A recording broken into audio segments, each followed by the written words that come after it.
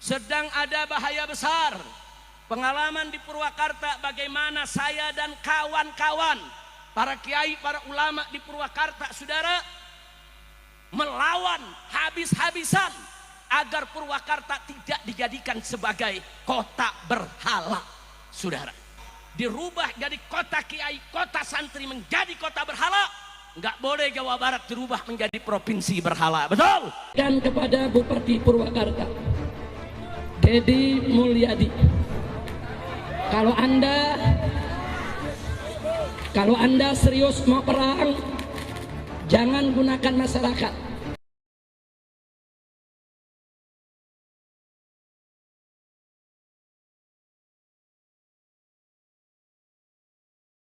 Dan kepada Bupati Purwakarta, Dedi Mulyadi, kalau anda serius mau perang, jangan gunakan masyarakat. Ayo kita janjian saja. Hari apa, tanggal berapa, jam berapa, tempatnya di mana. Anda yang tetepin, kita akan datang. Takbir! Saya mau tanya umat Islam, siap hadir? Siap duel 1 lawan 1? Siap tangan kosong? Siap pakai golok? Siap pakai parang? Siap pakai basoka? Siap pakai AK? Silakan Dedi Mulyadi, tetepin. Enggak, kita nggak bakal mundur. Kami sudah pengalaman perang di Ambon, di Poso, dan di berbagai negeri. Kita mau tahu nyalinya Dedi perang sampai di mana, saudara. Mereka-mereka besok yang ingin berlibur ke puncak, mereka-mereka besok yang ingin bertahun baru di puncak, silakan kalian rayakan, silakan kalian peringatkan, silakan kalian ramaikan itu malam tahun baru di puncak. Tapi jangan coba-coba sebar maksiat di wilayah puncak, betul? Nanti mereka yang maksiat, mereka pulang ke Jakarta, orang puncak yang kena musibahnya, betul? Nah sekarang saya tanya saudara, bagus tidak? Bagus tidak? Dukung semua, takbir. Nah, jadi setiap malam 31 kita bikin tablik akbar, kita kasih peringatan-peringatan. Bukan itu saja, selebaran-selebaran, saudara, di mana-mana tempat. Jangan coba-coba puncak dijadikan sebagai tempat maksiat. Dan alhamdulillah ketika itu Bupati ikut mendukung. Bahkan ketika itu Pak Kiai setiap tahun Pak Bupati hadir, ikut mendukung kegiatan ini, saudara. Ketika itu tahu Bupati yang sekarang, apalagi gubernur yang sekarang, nah, nggak tahu dah tuh urusannya. Hati-hati aja Jawa Barat jadi kabupaten atau provinsi berhala, hati-hati. Ayo semuanya nih, hati-hati nih Jawa Barat, Jawa Barat, Jawa Barat. Bu, mana ibu-ibu? Bu, angkat tangannya bu. Hati-hati, ini di Jawa Barat nih sedang ada ala khatarin azim, sedang ada bahaya besar. Pengalaman di Purwakarta bagaimana saya dan kawan-kawan, para kiai, para ulama di Purwakarta, saudara, melawan habis-habisan agar Purwakarta tidak dijadikan sebagai kota berhala, saudara.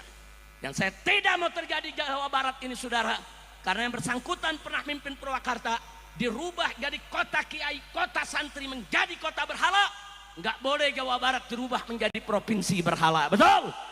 Betul? Siap robohkan berhala, siap hancurkan berhala, siap sepikan Jawa Barat dari segala berhala.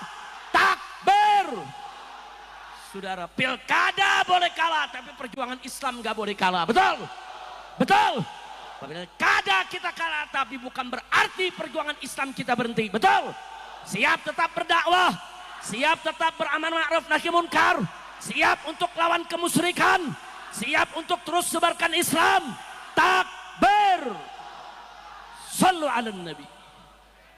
Nah, itulah saudara, sekali lagi saya katakan, kenapa malam 31 ini diadakan puncak berzikir, memohon pertolongan Allah agar mereka-mereka yang datang merayakan tahun baru ke puncak diberikan taufik dan hidayah, agar mereka tidak sebar segala macam maksiat di puncak, agar puncak dan sekitarnya sampai ke Bogor, sampai ke Cianjur sana diberkahi oleh Allah Subhanahu wa taala.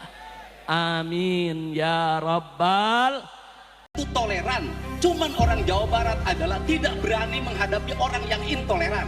Pelaku intoleran di Jawa Barat ada dua komunitas. Satu kaum urban, yang kedua adalah kaum migran. Datang dari negara lain ke sini, tiap hari membanggakan leluhurnya, tiap hari bercerita keunggulan leluhurnya, tiap hari kita harus mendengarkan riwayat-riwayat leluhurnya. Setelah itu kita bermahabbah pada mereka, menghormati mereka, mendewa-dewakan mereka, dan kita menganggap diri kita lebih rendah dari mereka. Dan tak terasa domba kita kirim, uang kita kirim untuk mendapatkan air putih agar kita usahanya lancar. Kita keluarkan uang demi mereka. Dan kita semakin direndahkan martabatnya sebagai suku dan sebagai bangsa. Padahal mereka makan setiap hari dari kita. Cerita-cerita dalam setiap hari yang kita dengarkan adalah cerita hebatnya leluhurnya orang lain, solehnya leluhurnya orang lain. Dan saya katakan, leluhur kita lebih soleh dibanding leluhur mereka, leluhur kita lebih baik dibanding leluhur mereka, leluhur kita lebih beradab dibanding leluhur mereka, leluhur kita lebih dekat dengan Hyang Tunggal, dengan Allah Subhanahu wa Ta'ala dibanding leluhur mereka. Berdasarkan konstitusi kita adalah Pancasila.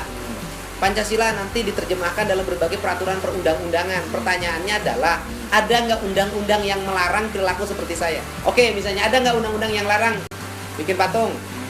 Ada nggak pasal yang mengatur patung itu perbuatan pidana? Ada nggak undang-undang yang melarang kebebasan berpendapat, berpikir? Yang saya sampaikan kan nggak ada.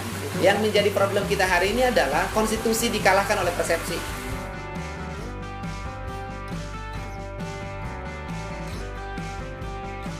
Ya itu tadi, orang nggak suka dengan cara berpikir saya, orang yang nggak suka juga dengan politik yang saya jalani, orang yang kalah juga dalam politik, menggunakan intuisi persepsi agama menjadi sentimen individu yang dianggap sebagai konstitusi dalam kelompoknya.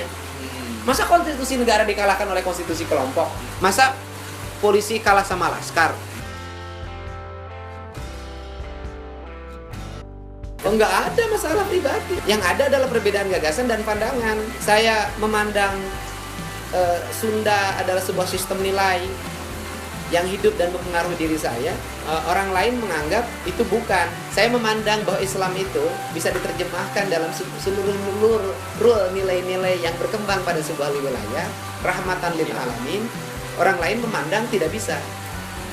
Saya memandang syariat Islam itu adalah nilai-nilai keadilan, nilai-nilai kemanusiaan, penghargaan terhadap hak orang miskin diurus, sampah dipungut, kebersihan ditata, pemerintah yang terbuka dan demokratis, itu syariat Islam. Orang lain menganggap bukan itu syariat Islam.